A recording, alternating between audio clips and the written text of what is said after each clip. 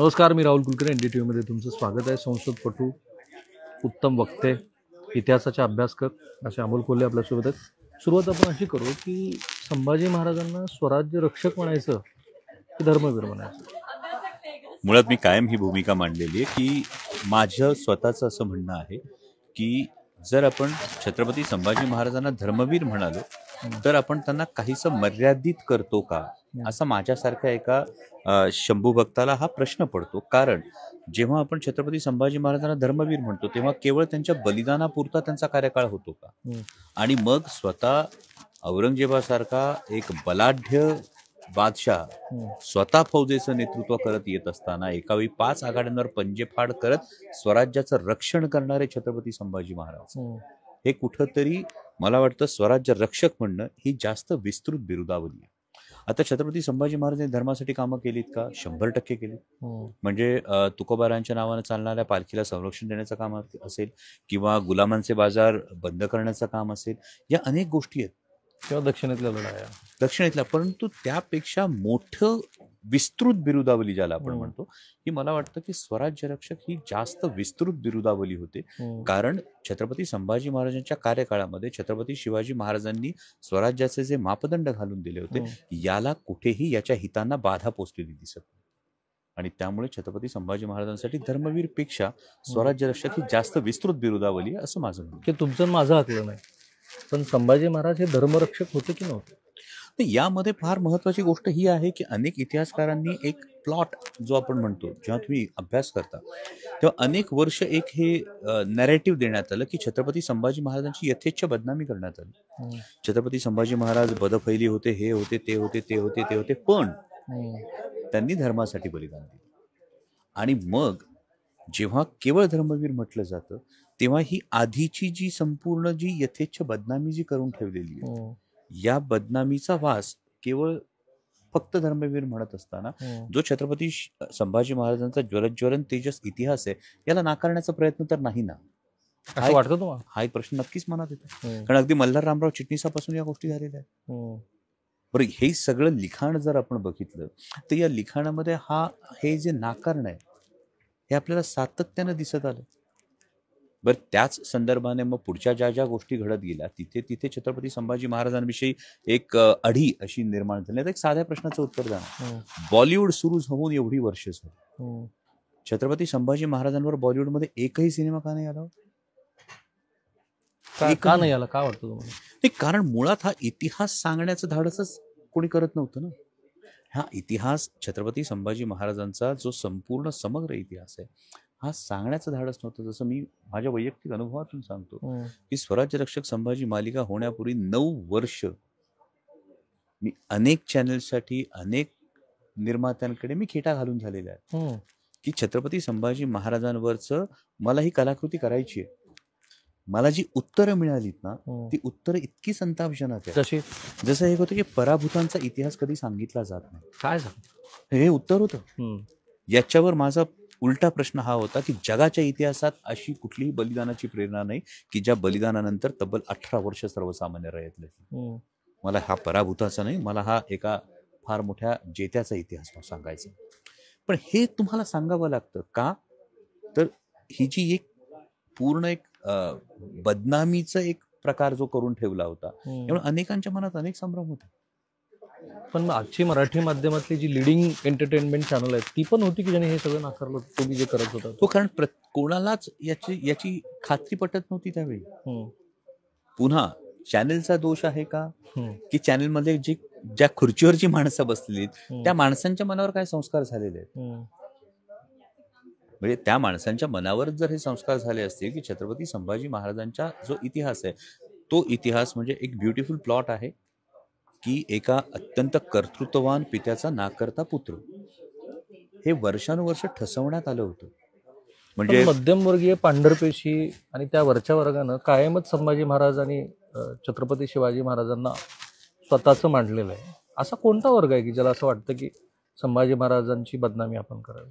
नाही, या वर्गाचं म्हणण्यापेक्षा छत्रपती संभाजी महाराजांच्या विषयीचे हे गैरसमज तुम्ही जर बघत असाल, सेतू माधवराव पगडे असतील, वासी बेंद्रे असतील, डॉक्टर जयसिंहराव पवार असतील, डॉक्टर कमल गोखले असतील, त्यानंतर अनेक काळानंतर म्हणजे शिवाजी सावंतांची आलेली छावा छावा. कादंबरी आणि शिवाजी सावंतांच्या छावा कादंबरीनंतर विश्वास पाटलांच्या संभाजी कादंबरी, या दोन मधलं अंतर जर तुम्ही लक्षात घेतलं की या दोन मधल्या काळाचं जर अंतर तुम्ही लक्षात घेतलं तर म्हणजे माझ्या जनरेशनला विश्वास पाटलांची संभाजी कादंबरी वाचल्यानंतर पुन्हा एक कुतूहल जागू झालं.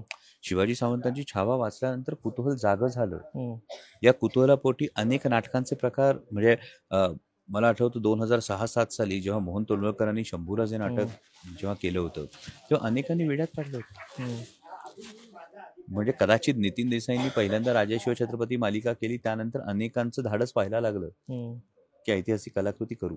पण मुळात यामध्ये एक फीडच इतका चुकीचा गेला होता की it was a deliberate attempt.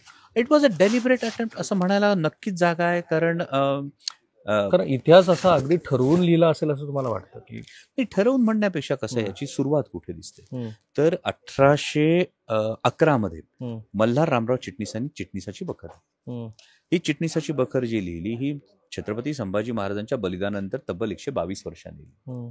तर या 122 वर्षांनंतर लिहिलेल्या बखरीमध्ये आपल्या पणजोबाला म्हणजे हत्तीच्या पायी बाळाजी चिटणीसांना दिलं याचा राग आणि कदाचित तत्कालीन जे एक आपण हे म्हणू शकतो त्याला राजदरबारात कौतुक करणाऱ्याचे काही असतात अशा पद्धतीची कदाचित हा अँगल असू शकतो. जास्त अँगल हा पणजोबाला हत्तीच्या पायी दिल्याचा राग हा जास्त जाणवतो.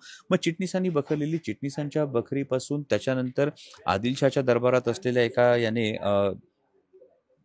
त्यानंतरच्या एक 14-15 वर्षांनी ग्रंथ लिहिला, त्यामध्ये तेच उल्लेख आले. त्यानंतर ग्रँड डफने हिस्ट्री ऑफ मराठात जे लिहिलं त्याच्यासाठी रेफरन्स तोच वापरतो. त्यामुळे मूळच जिथे दूषित आहे, जो मूळ संदर्भच जर पूर्वग्रह दूषित आहे, तर या अनुषंगाने या गोष्टी होत गेल्या. पण मी जसं या सगळ्यांची नावं घेतली त्यानंतर जेव्हा अधिकाधिक संशोधन व्हायला लागलं, अधिकाधिक तर्क बुद्धीनं इतिहासाकडे पाहिलं जायला लागलं, त्यानंतर छत्रपती संभाजी महाराजांचा जो उज्ज्वल इतिहास आहे हा समोर यायला सुरुवात झाली. पण मग असं आहे की चिटणीसांची बखर नाकारली किंवा त्याबद्दलचे प्रश्न उपस्थित केले की मग शिर्क्याबद्दलचा जो प्रश्न आहे तो निकालीच निघतो. यामध्ये पुन्हा तेच होतं. शिर्क्यांबद्दलचा जो प्रश्न आहे, आता शिर्के म्हणजे मालिकेच्या दरम्यान त्या कुटुंबातले अनेक जण मला भेटले सुद्धा. त्यांच्यापैकी अनेकांचं म्हणणं आहे की त्यांच्याकडे काही कागदपत्र आहेत, काही पुरावे आहेत. त्यामध्ये दुसरी गोष्ट अशी आहे, त्यात 2 मतप्रवाह आहेत. यामध्ये एक मतप्रवाह मानवी प्रवृत्तीनुसार शिर्क्यांनी रस्ता दाखवला परंतु शिर्क्यांना परिणाम ठाऊक नव्हता असा एक मतप्रवाह हा दाखवला जातो. त्यानंतर शिर्के आणि भोसले घराण्यांचे पुन्हा संबंध आलेले आहेत का, तर राजाराम महाराजांच्या काळात, त्या पुढच्या काळात आलेले.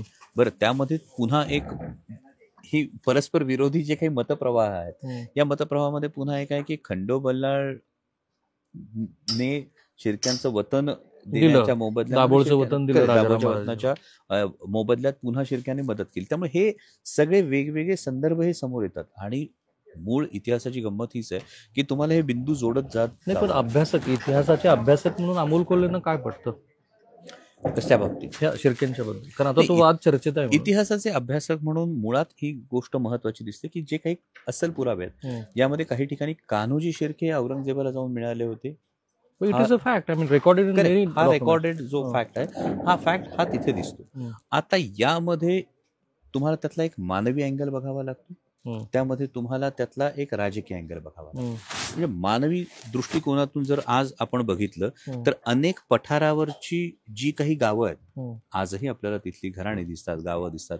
यातले प्रत्येकच जण यातला तलवार घेऊन स्वराज्याच्या बाजूनी, शिवाजी महाराजांच्या बाजूने उभा राहू शकला होता का? तर ही जीवाची भीती असल्यामुळे आज थोडक्यात आज तपास यंत्रणांच्या भीतीमुळे वर्षानुवर्ष एक विचारधारा सांगणारे सुद्धा सत्ताधारी पक्षात प्रवेश करतात ना. मग आज फारच युनिक कंपॅरिझन आहे. नाही, पण ही फॅक्ट आहे ना. ही फॅक्ट आहे की आज जर तपास यंत्रणांच्या धाकापायी तुम्ही कितीतरी गोष्टी बघता ना, की एक धाक असतो, तपास यंत्रणांची चौकशी सुरू होते, तुम्ही हेडलाईन करता, तुम्ही त्याच्यावरच्या ब्रेकिंग न्यूज करता, ब्रेकिंग न्यूज केल्यानंतर तीच व्यक्ती सत्ताधारी पक्षात प्रवेश करते, त्यानंतर तुम्ही कधीच बातमी घेत नाही. शिर्केबद्दल तुमचं काय आकलन? एक्झॅक्टली, माझं हेच म्हणणं आहे की जेव्हा ही सगळी अस्थिर परिस्थिती आहे आणि या अस्थिर परिस्थिती तेव्हा झालं असेल का, तर याचे जे ठोस पुरावे जे असायला हवेत हे ठोस पुरावे, जसं मला शिर्के कुटुंबातले अनेक जण भेटले तेव्हा ते म्हणाले होते की आमच्याकडे काही पुरावे आहेत की आमचे नंतर संबंध आले होते. यामध्ये दुसरी एक फार महत्वाची गोष्ट अशी येते, जेव्हा तुम्ही कोणतीही कलाकृती करता आणि ही कलाकृती करत असताना तुम्ही एखाद्याला पूर्ण जर पुराव्याशिवाय तुम्ही जर काही गोष्टी दाखवल्या तर त्यानंतर त्यांची जी जनरेशन आहे, पुढची जनरेशन, तर त्यांच्यासाठी त्या अडचणीचं होतंय का, हेही तुम्हाला बघावं लागतं. मग हे अडचणीचं होत असेल तर तुम्हाला तो प्रश्न निर्माण करायचा आहे का, हा तुम्हाला एंटरटेनर म्हणून हा विषय हा नक्कीच आणावा लागतो. पण तो समाज प्रगल्भ होत जाईल ना, जसं बलकवडे आत्ता मगाशी म्हणाले की काही गोष्टी मंथनातून विष पण येणार आहेत आणि ते पचवाव्या तुम्हाला लागतील. जयसिंगरावांचं पुस्तक तुम्ही वाचलेलं आहे, मी वाचलेलं आहे. काल परत मी जयसिंगराव सरांशी बोलत होतो, तर त्यांनी तो फॅक्ट लिहिलेला आहे की जो महाराजांच्या बद्दल आहे, महाराजांचा आणि त्यांच्या सावत्राईचे जे नातेसंबंध आहेत तेही महाराष्ट्राला माहिती आहेत. काही गोष्टीची आपण आपल्या अभिमानाशी निगडीत असलेली गोष्ट आहे म्हणून तेही चर्चा करत नाही, कारण आपल्याला सकारात्मक गोष्टी पुन्हा आता बघायच्या. हा प्रश्न येतोच ना की जे अनेक याच्यामध्ये सोयराबाई साहेबांना जे रंगवण्यात आलं त्या महत्वाकांक्षी होत्या का, होत्या 100% महत्वाकांक्षी होत्या. पण मग छत्रपती संभाजी महाराजांचा डॉक्युमेंटेड जो उल्लेख आहे की आमच्या मातोश्रींचं हृदय हे स्फटिकासारखं निर्मळ आहे, हा पण डॉक्युमेंट आहे. मग माझं म्हणणं आहे की हे पुन्हा धागे जोडावे लागतात. मग हे धागे जोडत असताना यामध्ये नेमकं काय होतं, मग हा सत्ता संघर्ष तयार झाला होता का, मग हा सत्ता संघर्ष तयार होत असताना केवळ हा इतका सोपा होता की त्याला राजकीय परिप्रेक्ष्यातून सुद्धा पाहायला हवं. जसं एखादा पक्ष सत्तेवर येईपर्यंत कार्यकर्ते जीवाची बाजी लावतात आणि पक्ष सत्तेवर आल्यानंतर मात्र माझा वाटा काय, असे प्रश्न त्याला पडतात. हे होतात ना. म्हणजे अष्टप्रधान मंडळापैकी अनेक जण छत्रपती शिवाजी महाराजांच्या खांद्याला खांदा लावून लढले. हे अगदी सोपं उदाहरण अनाजी दत्तोंचं कॉन्ट्रीब्युशन आहे का स्वराज्यामध्ये, फार मोठं योगदान आहे. म्हणजे त्यांनी शेतमोजणीची जी पद्धत केली किंवा वतनदारी पद्धत बंद करत असताना जी तनखा जी जायला पाहिजे त्याची जी तजवीज केली, हे योगदान 100% आहे. पण पुन्हा एक फार महत्वाची गोष्ट आहे की रायगडावर कालच्या पुण्याईवर आजचा दिवस उगवत नव्हता. आणि त्यामुळे मी काल स्वराज्यासाठी काहीतरी केलं होतं, पण आज माझ्या मनामध्ये जर महत्वाकांक्षा जागी झाली तर मग त्याच्यामध्ये काही अडचण होईल का, मग त्यामध्ये तो कॉन्फ्लिक्ट झाला का. सो हे अनेक लेयर्स या इतिहासाला. अष्टप्रधान मंडळातल्या व्यक्तींचा नंतर संभाजी महाराजांच्या बरोबर असलेला जो व्यवहार आहे त्याच्याशी जोडून पाहता येईल ना. कुठला? अष्टप्रधान मंडळातलीच काही मंडळी ही संभाजी महाराजांच्या विरोधात आहेत असं नंतर दिसतं. इनफॅक्ट संजय सोनवणे प्रदीर्घ लेख लिहिलेला आहे, तो तसा 4 वर्षापूर्वी लिहिलेला आहे की संभाजी महाराजांच्या विरोधात जवळपास बहुतेक जण त्यावेळेला जी सत्तेच्या अगदीच वरच्या लेअरवरती होती, तर ती मंडळी का होती. What is your assessment about? पुन्हा मी तुम्हाला तेच म्हणतो की त्या काळातल्या सगळ्यांच्या कार्यकर्तृत्वाचा आदर ठेवून तुम्ही आजच्या पॉलिटिकल याला हे करा. एक खूप मोठा नेता आहे, त्या पूर्ण मोठ्या नेत्याच्या आजूबाजूला अनेक दिग्गज नेते तेवढ्याच ताकदीनं काम करणारे असतात आणि त्या नेत्यानंतर जेव्हा त्याचा सक्सेसर तिथे येतो तेव्हा फाटाफूट होते का? होतेच ना. ही का होत असेल? So you want to give me a political answer? No, this is basically म्हणजे तुम्ही राज्य कारभाराच्या संदर्भातल्या राज्याच्या संदर्भातल्या घडामोडींना तुम्ही त्या परिप्रेक्ष्यातून का बघत नाही आहात? बरं, इथे कसं होतं, इथे कुठेही हा व्यक्तिदोष नाहीये, ही मानवी प्रवृत्ती आहे आणि आपण इतिहासाकडे या मानवी प्रवृत्तीच्या अँगलने नाही बघत. एकच मिनिट, मला हा ना अमोल कोल्हेंनी जो आत्ताचा मुद्दा मांडला ना तो खूप महत्वाचा वाटतो. आत्ताच्या वर्तमान परिस्थितीमध्ये आपण इतिहासाचं आकलन करत असताना मानवी स्वभाव ही गोष्टच विसरून चाललेलो आहोत. मी आता ह्या 3-4 दिवसामध्ये जे काही वार्तांकन करतोय तिथे मी शिर्के कुटुंबातल्या आत्ताच्या पिढीलाही भेटलो, बहादूरगडावरती पण गेलो, आज मी तुळापुरण ह्या सगळ्या भाग, तिथे प्रत्येक वेळेला मी हे सांगितलंय की मानवी स्वभाव हे विसरून चालणार नाही. पण तुम्ही जे रेखांकित करू इच्छिता ते मला असं वाटतं की राईट विंगचं सरकार जेव्हा येतं तेव्हा काही बदल होतात. जसं हॉलिवूडला बॉलिवूडला आता वाटलं की आपण एक असा चित्रपट करावा. Is it? म्हणजे थोडक्यात जर बघितलं तर राईट विंगच्या सरकारमध्ये हे आत्ता एवढं पाहायला मिळतं की अनेकदा करमणुकीच्या माध्यमाचा एक उत्तम उपयोग हा नॅरेटिव्ह सेट करण्यासाठी केला जातो. हा करत असताना मी त्याला दोष म्हणत नाही, मी त्यांचं बलस्थान म्हणत की हे कदाचित आत्ता सत्ताधारी असलेल्यांचं हे बलस्थान आहे की ते त्या करमणुकीच्या माध्यमाचा अगदी योग्य वापर हा करतात. जे you don't have any objection. म्हणजे कसं होतं की एखादा जर तुम्ही जर करत नव्हतात, विरोधक म्हणून की त्यांनी वापर केला म्हणून मी त्याला नाव ठेवणं हे चुकतंय. माझं म्हणणं हे आहे की एक खूप सुंदर वाक्य आहे की महाराष्ट्र कीर्तनानं सुधारला नाही आणि तमाशानं बिघडला नाही. त्या पद्धतीनं एक नॅरेटिव्ह सेट करण्याचा हा प्रयत्न होतो का? हो. पण याच्यामध्ये गालबोट कुठं लागतं की छावा सिनेमा बनत असताना त्याचे निर्माते असतील, त्याचे लेखक असतील, यांनी ही प्रोपगंडा फिल्म बनवली असेल असं मला वाटत नाही. परंतु ज्या पद्धतीनं एक उन्माद हा काही राईट विंगचे फॉलोअर्स हा स्पेशली सोशल मीडियावर करतायत, तर त्यांच्या उत्साहात त्यांनाच याचं भान राहिलेलं नाहीये की या उत्साहामध्ये आपण गालबोट कशाला लावतो.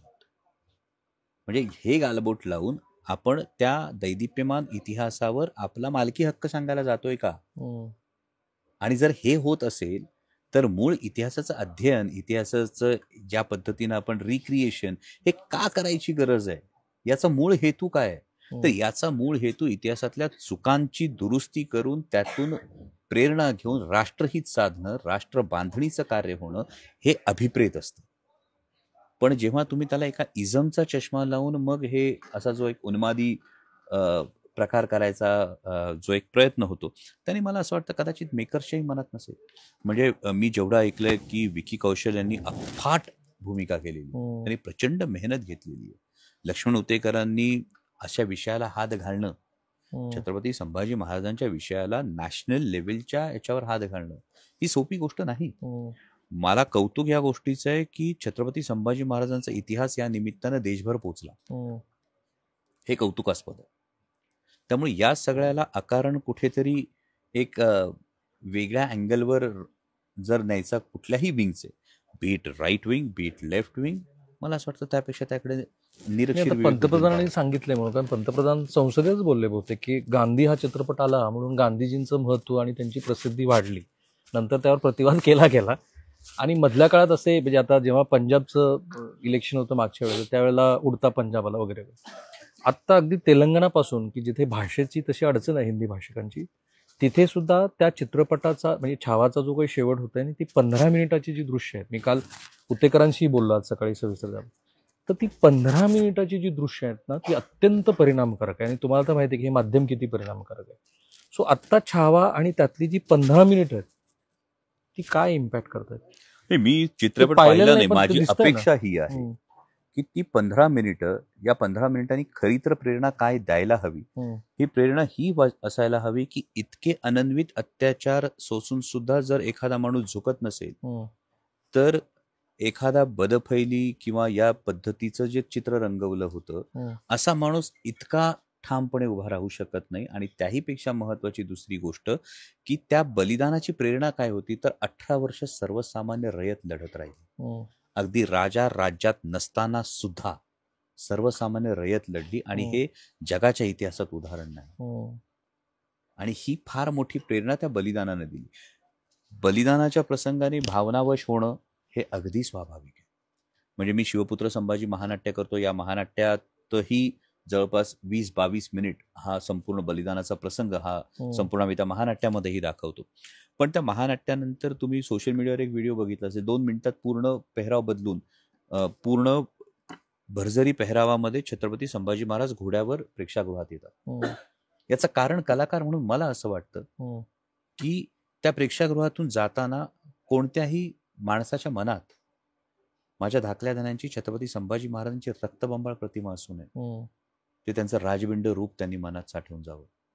की ज्या माणसानं एकाच वेळी 5 आघाड्यांवर पंजेफाड केली, निकराची पंजेफाड केली, 9 वर्षात एकही किल्ला औरंगजेबाला जाऊ दिला नाही. तो अल्टिमेटली तुम्ही काय प्रेरणा देऊ शकता किंवा काय देऊ इच्छिता, आणि हे प्रत्येकाचं आपापलं म्हणणं असू शकतं. जे माझं म्हणणं आहे ते तुमचं असेल असं नाहीये. आणि इन डेमोक्रेसी मतलब we have right to differ.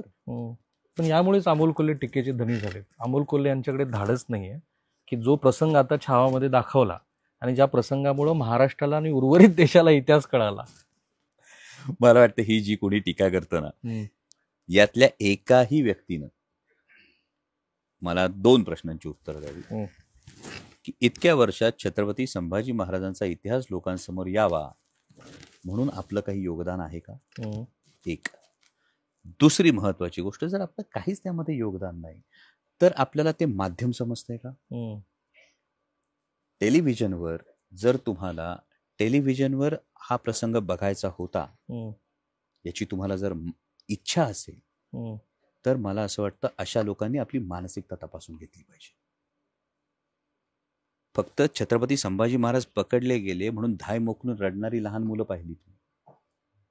आणि जेव्हा तुम्ही टेलिव्हिजनवर रोज त्यांना हे बंबाड करता, तर त्यांच्या मनावर तुम्ही काय परिणाम करणार आहात याचं तुमच्याकडे एक नैतिकता म्हणून यामध्ये हे नसावं. बरं, हे सिम्बॉलिकली दाखवलं काय? हो, हे सिम्बॉलिकली सगळं दाखवलं. यामध्ये कुठलाही इतिहास बदलण्यात आले नाही. ज्यांना कुणाला याविषयी गैरसमज पसरवायचे असतील त्यांनी पुन्हा एकदा झी5 वर जाऊन पुन्हा एकदा बघा. यामध्ये कुठेही बदल नाही. फक्त ज्यांना कुणाला विकृत मानसिकतेतून छत्रपती संभाजी महाराजांचे ते जे अनन्वित हाल औरंग्याने केले होते ते जर बघायचे असतील, तर मला वाटतं अशा लोकांनी त्यांची मानसिकता तपासावी. आणि मग अशा उतेकरांनी जी टीका लिबर्टी करणाऱ्यांना मला हे नाही. मग उतेकरांचं मी तेच म्हणतो, नाही, पण ते शेवटच्या 15 मिनिटाची चर्चा आहे ना. मी माध्यमं उतेकरांनी वेगळी आहेत, ओके. पुन्हा माध्यमं वेगळी आहेत. कदाचित उतेकरांना जर हे टेलिव्हिजनवर करायचं असेल, त्याच्या रेग्युलेटरी बॉडीज वेगळ्या आहेत, त्याच्या मर्यादा आहेत. OTTवर करायचं असेल, त्याच्या मर्यादा वेगळ्या आहेत, त्याची परिमाणं वेगळी आहेत. फिल्म करायची आहे, त्याची परिमाणं वेगळी आहेत. जसं मी तुम्हाला म्हणालो की महानाट्य पाहायला या महानाट्यात हा संपूर्ण प्रसंग जसाच्या तसा दाखवला जातो. कारण त्या त्या ज्या माध्यमात ते साकारलं जाते त्याची परिमाणं वेगळी आहेत. त्यामुळे यामध्ये कुठेतरी टीकेचं धनी होणं म्हणजे मला खरोखर हसू येतं अशी टीका करणाऱ्यांचं. आणि तुम्हाला प्रतिवाद करायचा नाही त्याचा. हे आवश्यकताच नाहीये. मुळात कसं आहे की कुठल्या टीकेचा प्रतिवाद करावा, हेतूविषयी जेव्हा शंका घेतली जाते तेव्हा नक्कीच त्याला उत्तर योग्य वेळी मी देईनच. पण महत्वाचं असं आहे की टीका कोण करतं हे पाहणं तितकंच गरजेचं आहे. यातल्या कोणाचंही जर योगदान असतं ना, की बाबा अमुक एखाद्या व्यक्तीने सांगितलं मी छत्रपती संभाजी महाराजांचा इतिहास पोहोचवण्यासाठी 1, 2, 3, 4, 5 एवढी कामं केली आणि मग आता मी तुझ्यावर आक्षेप घेतो, मी त्याला उत्तर द्यायला बांधतो. मुलाखतीच्या शेवटच्या भागात आहोत आणि आत्ता मात्र मला इतिहासाच्या अनुषंगाने अमोल कोल्हे यांना काही प्रश्न विचारायचे. मी जेवढा मध्ययुगीन इतिहासाचा अभ्यास करतो तेव्हा औरंगजेब आणि त्याच्या आधीचे सगळे बादशाह सुद्धा मला तसे लिबरल वाटतात. हे अनेकांना पटणार नाही. इनफॅक्ट औरंगजेबाचा सुद्धा इतिहास जेव्हा आपण बघतो त्यावेळेला त्याच्या व्यक्तिमत्वामध्ये बऱ्याच परस्पर विरोधी गोष्टी दिसतात. म्हणजे मराठवाड्यातल्या अनेक मंदिरांना दिलेल्या जमिनी असतील किंवा राज्यकारभार करत असताना त्याचं वागणं असेल, पण त्याबरोबरच त्याच्या आयुष्यातली शेवटची 10 वर्ष जी आहेत औरंगजेबाच्या, ती मात्र तो निश्चितपणे धर्मभिमानी होता असं सूचित करणारी आहेत.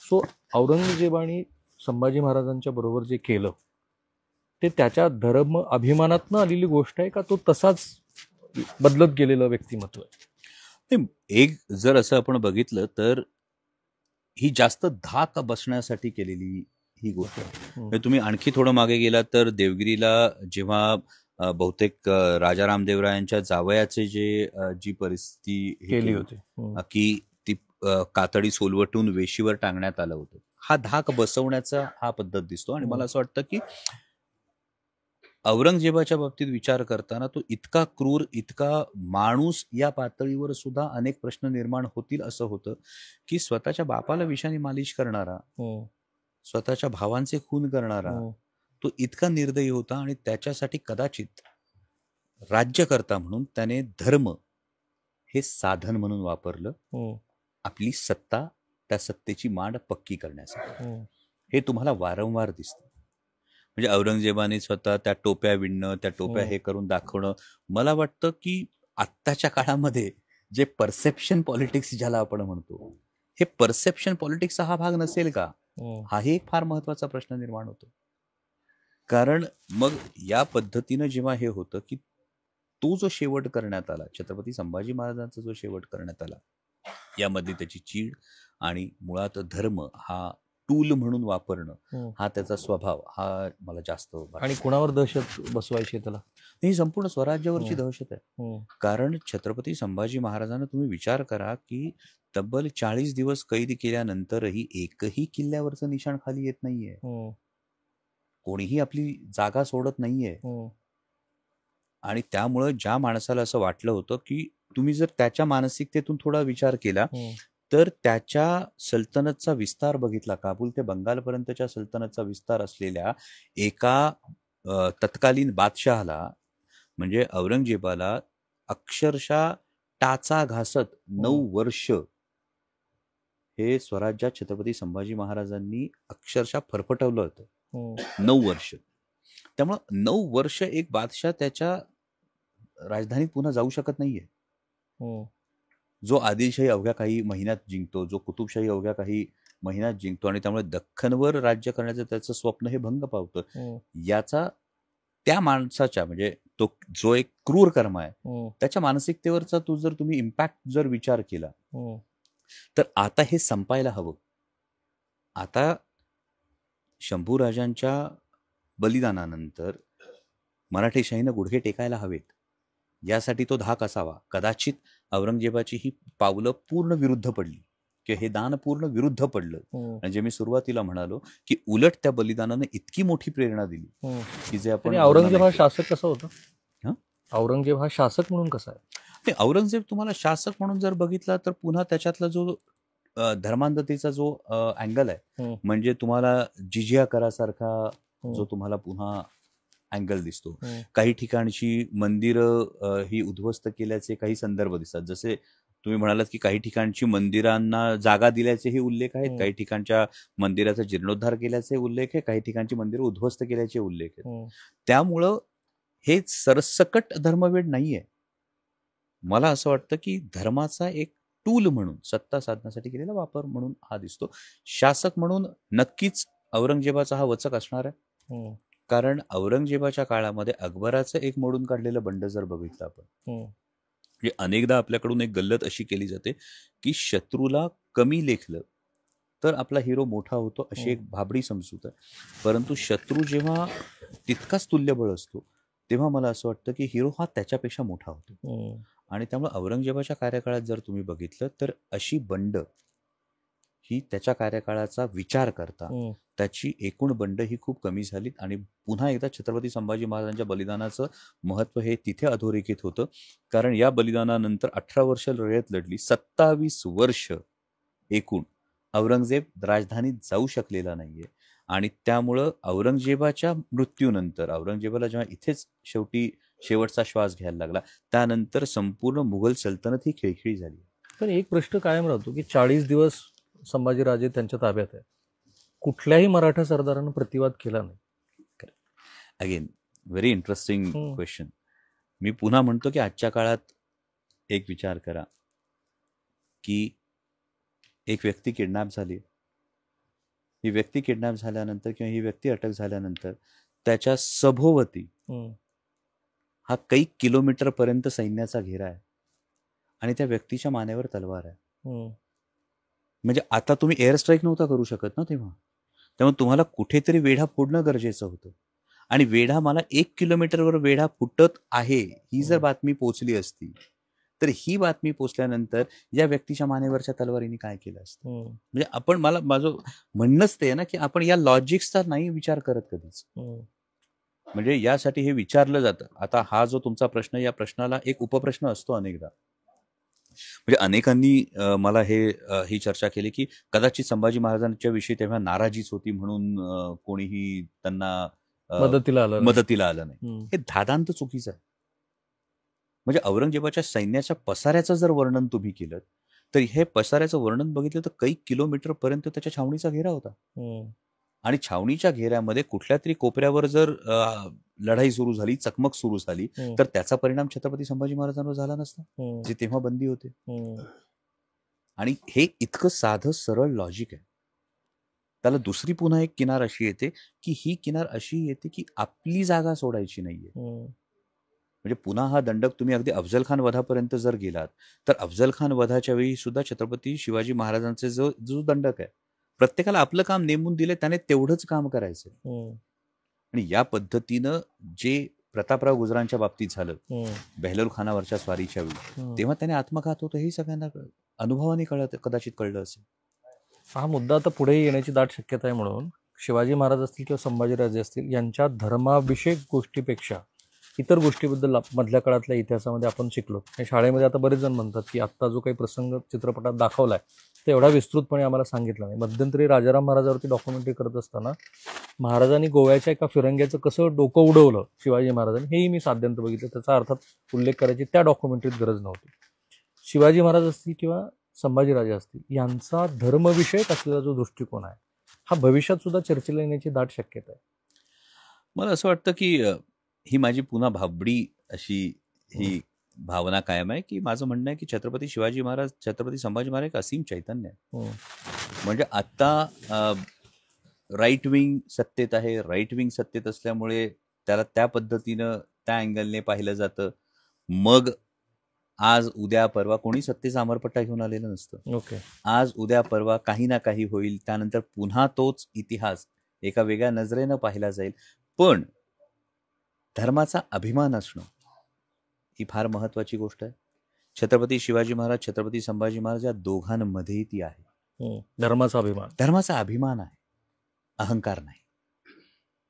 आणि त्यामुळे तुम्हाला शिवाजी महाराजांच्या, संभाजी महाराजांच्या इतिहासामध्ये इतर धर्मांवर किंवा त्यांच्या धार्मिक स्थळांवर केलेली आक्रमण दिसत नाही.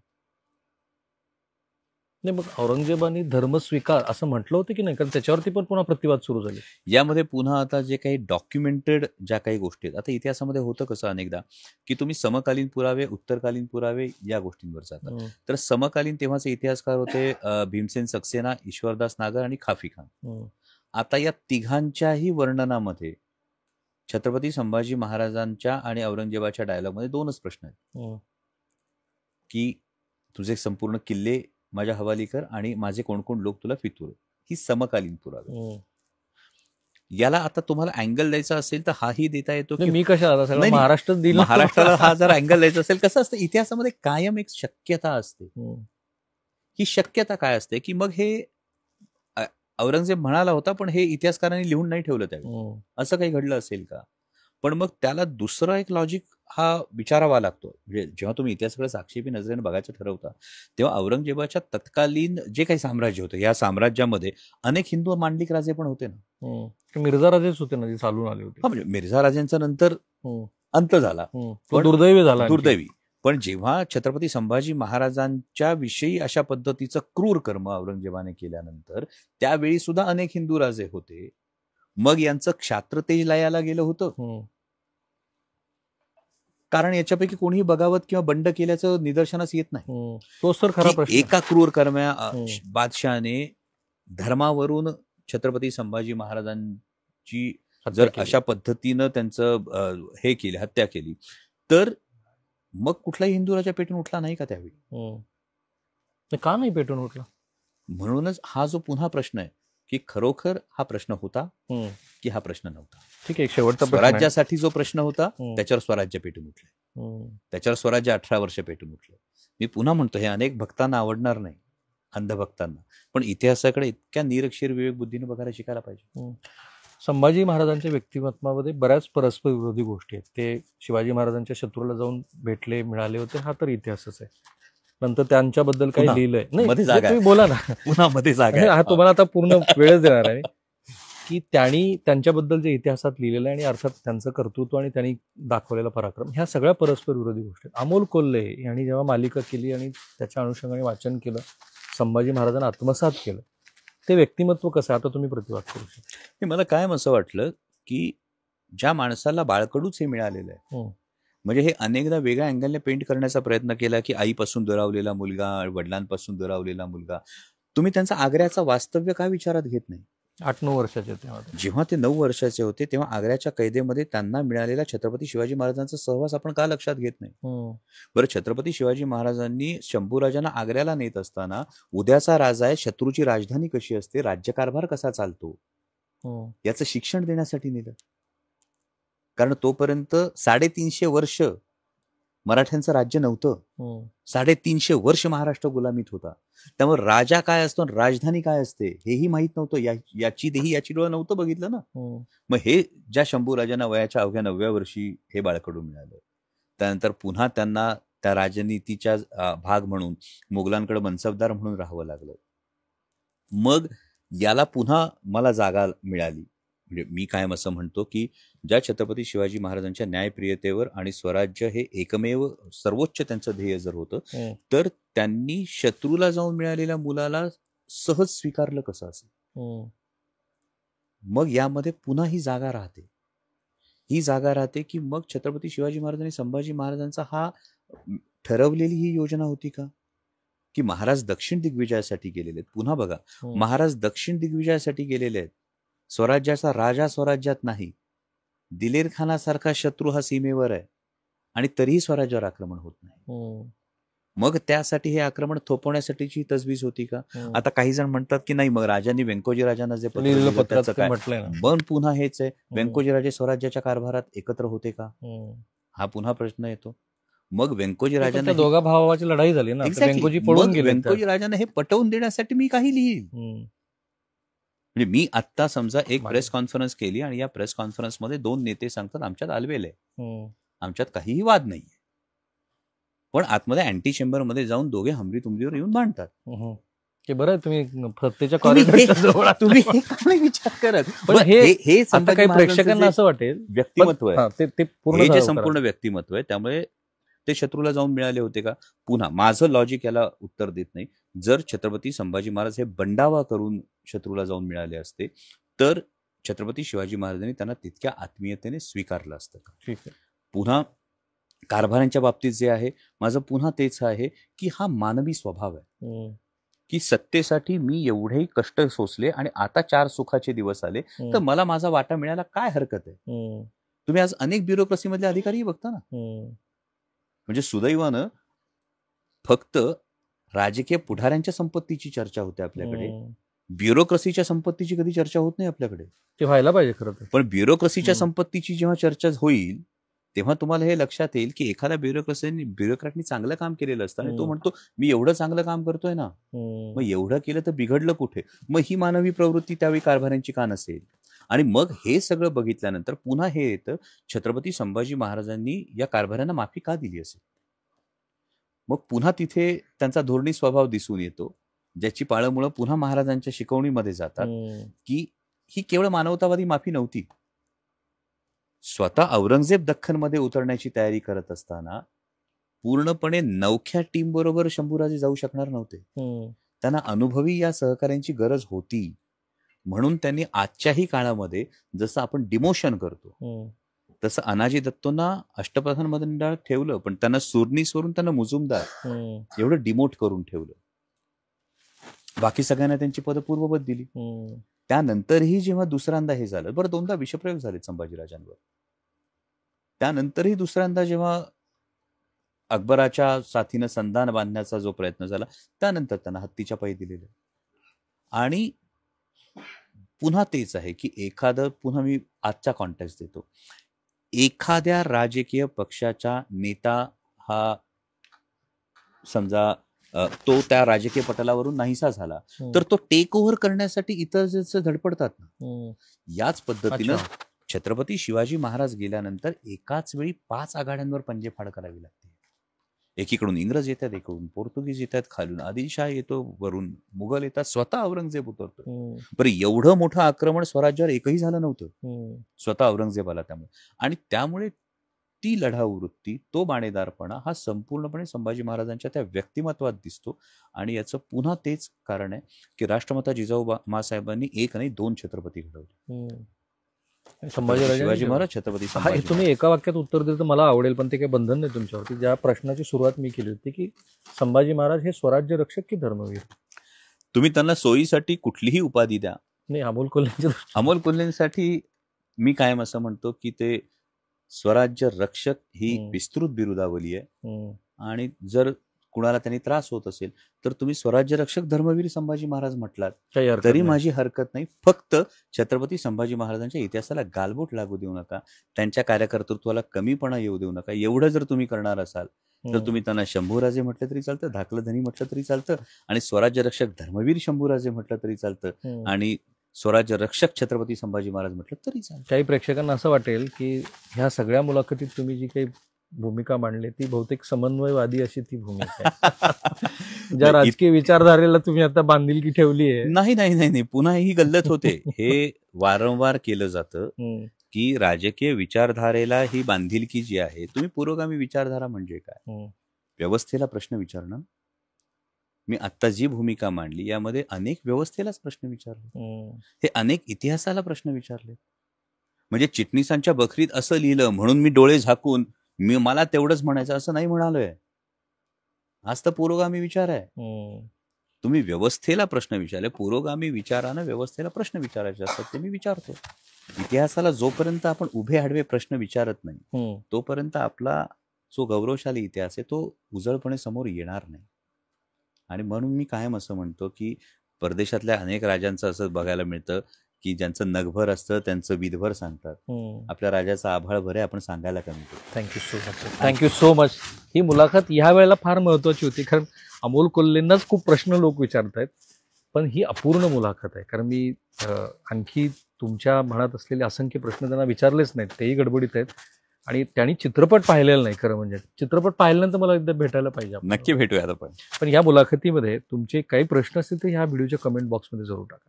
थांबूया आपण इथे.